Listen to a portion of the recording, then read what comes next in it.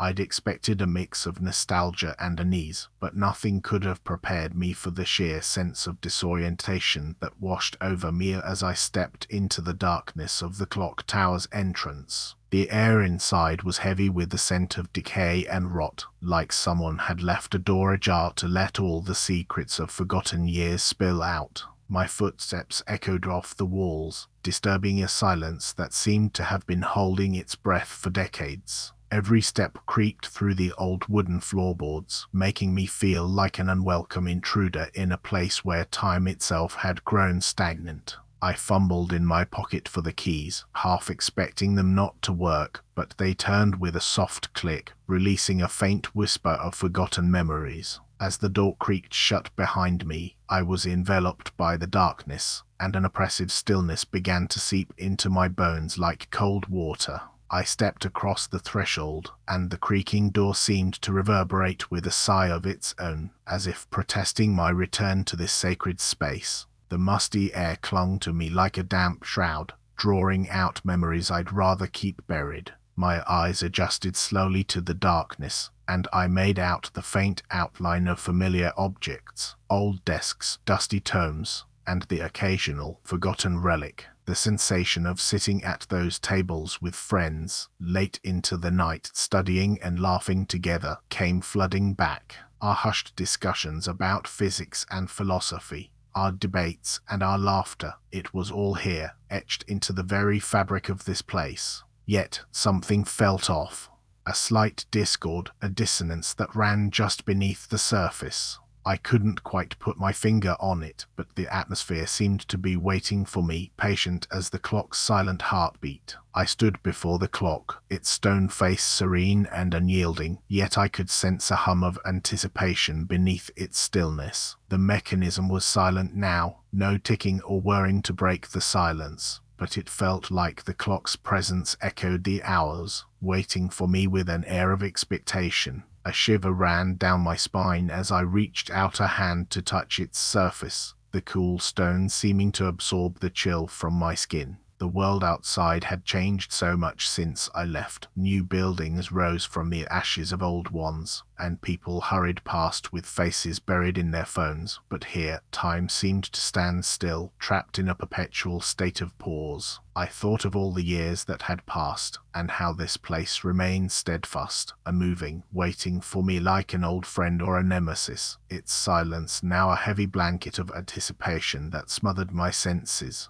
The air clung to me like a damp shroud as I followed the sound of the clock striking midnight, its deep tones resonating through every molecule in my body. Each strike seemed to pull me closer to the belfry's apex, as if an unseen force was drawing me up into the very heart of the tower. The stairs curved around me like a skeletal finger, leading me higher with each step.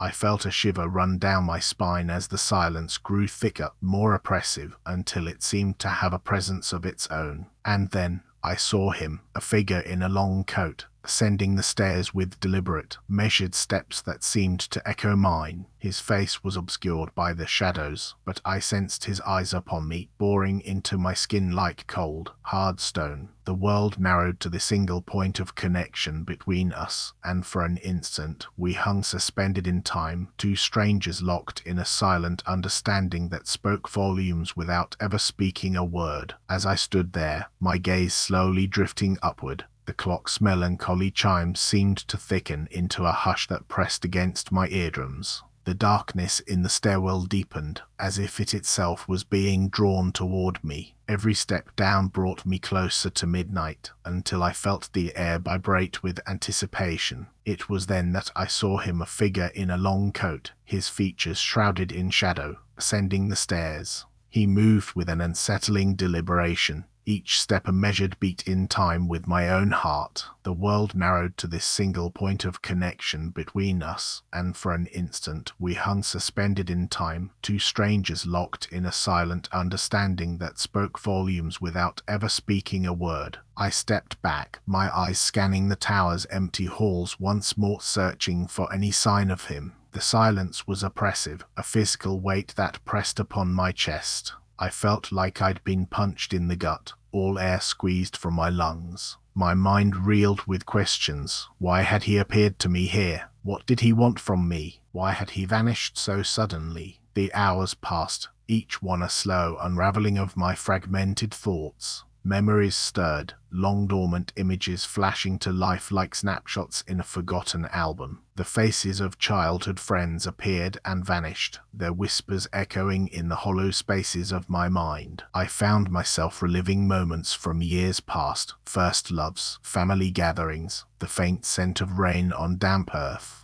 But these recollections were tainted by an underlying sense of disconnection, as if the very fabric of time had been woven to keep me apart. The mechanism's roar was a cold wind that swept through me, a shiver down my spine as the clock's chimes sang out in staccato cadence, each one a declaration of its power. It was then I understood. The weight of years crushed beneath the heel of comprehension. I wasn't here to unravel the tangled threads of this town's history. No, I was here to preserve them, to ensure they remained frozen in time, like the moment before death itself. The recognition crept over me like frost, a numbness that seeped into my bones and chilled my heart. For in those final moments, I realized I'd been here all along, trapped within these empty hours, waiting for some hand to set me free, but it was never meant to be. And yet, as the realization took hold, a peculiar sense of acceptance washed over me, like a warm rain seeping into parched earth.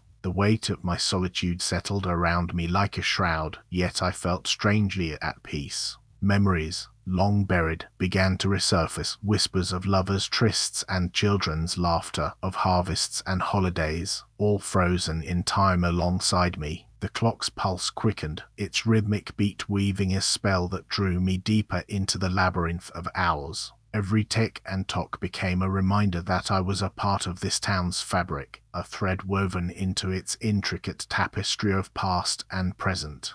As I wandered these empty halls, I felt my own memories begin to unravel, like threads pulled from a worn sweater. The faces blurred together, friends and family, strangers and foes, until they formed a single, indistinct crowd.